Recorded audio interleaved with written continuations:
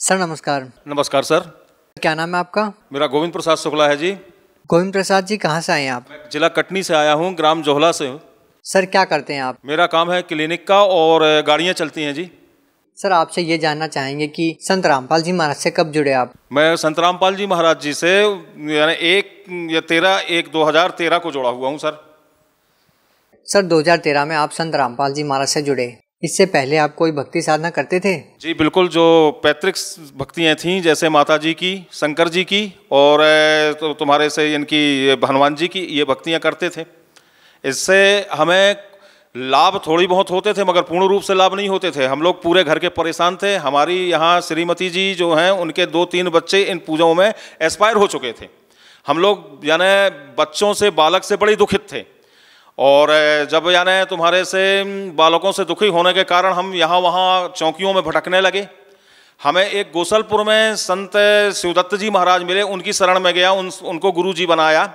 उन्होंने संकेत किया था मगर उस संकेत को हम समझ नहीं पाए। उन्होंने ये संकेत किया था कि आप उत्तर दिशा को जाएं, वहाँ गुरु गोविंद दोऊ खड़े, काको लागे पाँव, बलिहारी गुरु आपने गोविंद दियो मिलाए। ये शब्द वो बार बार मुझसे कह रहे थे मगर मैं उस चीज़ को समझ नहीं पा रहा था जी।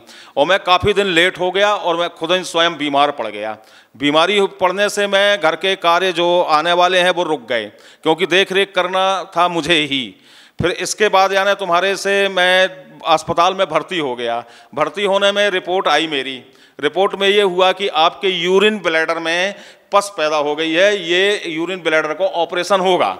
इसके बाद यानी मैं बेड में आ गया सर जी।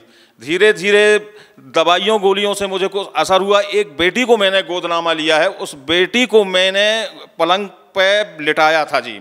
इसके बाद यानी तुम्हारे से उसका कोई पैर एक रिमोट कंट्रोल पे लगता है तो साधना वो चैनल चल जाता है टीवी में। उसमें गुरु जी, यही तत्वदर्शी संत रामपाल जी ये बता रहे थे कि यानी गीता का पूरा सिलेबर बता रहे थे, अनुत्तम का अर्थ बता रहे थे और बढ़ा हुआ काल के विषय में बता रहे थे। तो वो हम लोग ब्राह्मण पद्धति से जुड़े हुए हैं, वेद को थोड़ा बहुत जाने हैं और पढ़े हैं। तो ये जो आश्चर्यजनक बात जो हुई, इसको हमने रेगुलर कंटिन्यूज देखने लगे। ये देखते देखते देखते देखते कुछ पीली पट्टी, लाल पट्टियाँ चलती थी, उसमें नंबर आता था सतलोक बरवाला आश्रम का। वहाँ हमने फ़ोन लगाया जी। फ़ोन लगाने के बाद वहाँ से आश्रम से किसी भक्त ने फ़ोन उठाया और हमारा पता पूछा। पता पूछने के बाद एक ढीमर खेड़ा में भगत जी थे, उनके पास फ़ोन गया। वो ढीमर खेड़ा वाले भगत जी मेरे पास फ़ोन किए और बोले आप मुझे सुबह आके मिलो। मेरी हालत बहुत गंभीर थी, इसके बाद भी मैं गया। सर क्या बीमारी थी आपको? मेरे को बीमारी ये थी सर कि ब्लड ट्यूब में मेरे को एक प्रकार का पस आ गया था और इन्फेक्शन हो गया था। उस इन्फेक्शन को डॉक्टर लोग वो कह रहे थे कि इसमें आपको ऑपरेशन करना पड़ेगा। मगर जब उन्होंने बताया, जिसके पास फ़ोन आया था आश्रम का, वो भी भक्त थे, उन्होंने बताया आप वहाँ जुड़ो, वहाँ जुड़ने से आपको पूरी यानी लाभ। कहाँ पे? यानी सतलोक आश्रम बरवाला, संत रामपाल जी के शरण में आप जाइए। परमात्मा के रूप में आए हुए हैं, वो आपका रोग ठीक कर सकते हैं। उस उद्देश्य से और विश्वास से हम वहाँ पहुँचे। सर आपने संत रामपाल जी महाराज से नाम दीक्षा ली, क्या आपको जो बीमारी थी क्या आपको उसमें कोई राहत मिली? हाँ बिल्कुल, बहुत राहत मिली, क्योंकि जब हम आश्रम पहुँचे, आश्रम पहुँचने में परमात्मा का नामदान लिया और जो उन्होंने मुझे उपदेश दिया, उस उपदेश देने के बाद उन्होंने आशीर्वाद दिया। आशीर्वाद देने के बाद तत्क्षण में मेरा ये रोग वहीं के वहीं दर्द बिल्कुल ठीक हो गया। सर आप एक डॉक्टर हैं, क्या आप मानते हैं कि मेडिकल साइंस इस बात को मानती हैं कि एक संत के आशीर्वाद देने से, नाम जाप की कमाई करने से ऐसी बीमारियाँ ठीक हो सकती है? साइंस नहीं मानेगा इस चीज़ को, मगर वेद के आधार पे, धर्म भक्ति के आधार पे ये सभी लोग मान सकते हैं। हो सकता है ऐसा, होनी को अनहोनी कर सकते हैं। परमात्मा कहते हैं, परमात्मा पूर्ण रूप से यानी सुख देते हैं।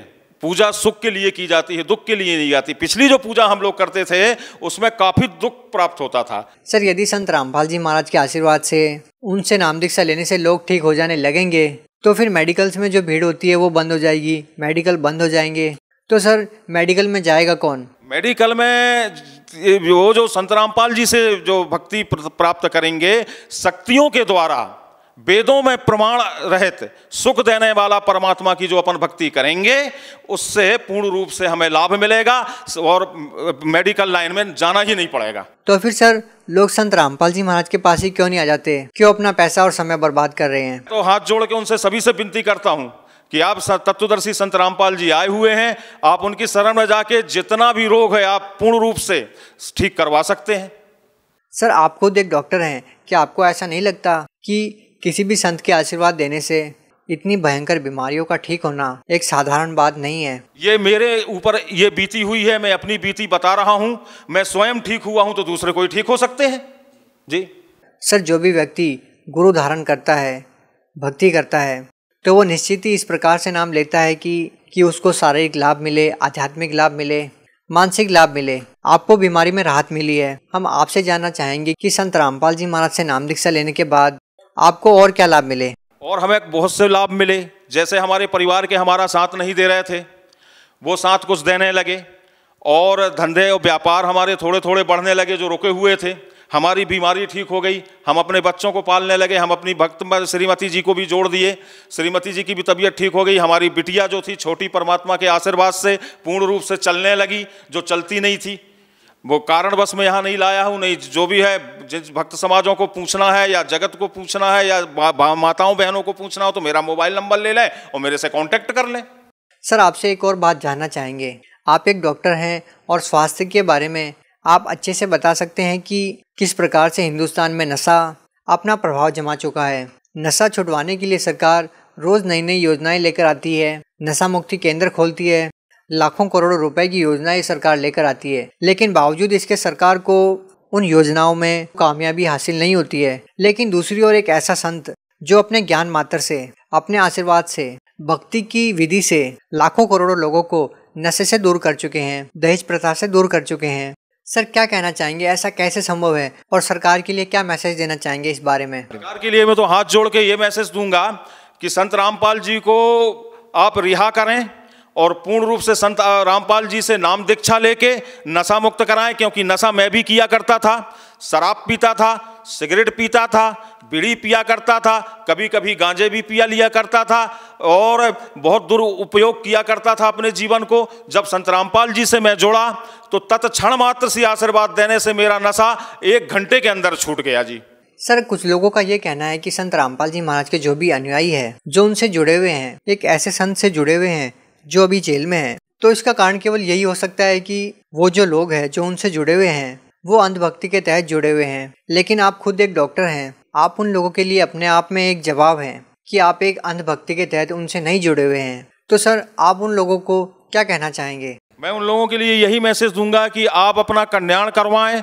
तत्वदर्शी संत आ गए हैं और वो तत्वदर्शी संत ऐसे हैं, गुरु सोई पूरा कहावे, 2 अक्षर का भेद बतावे, 1 लखावे 1 छुड़ावे और अपने निज घर को ले जावे। ऐसे गुरुजी अपने यहाँ आए हुए हैं। ऐसे गुरुजी बहुत कम आते हैं और कई कल्पों के बाद यहाँ इस पृथ्वी में, इस लोक में आकर अपनी भक्तात्माओं को मुक्ति प्राप्त करवाते हैं और सतलोक ले जाते हैं। क्योंकि हम यहाँ काल के लोक में हैं। जब ये जानकारी हुई वेदों के अनुसार, वेदों में प्रमाण दिया है कि वेद में प्रमाण है और कबीर साहब भगवान हैं। सर आपसे एक अंतिम प्रश्न और जानना चाहेंगे।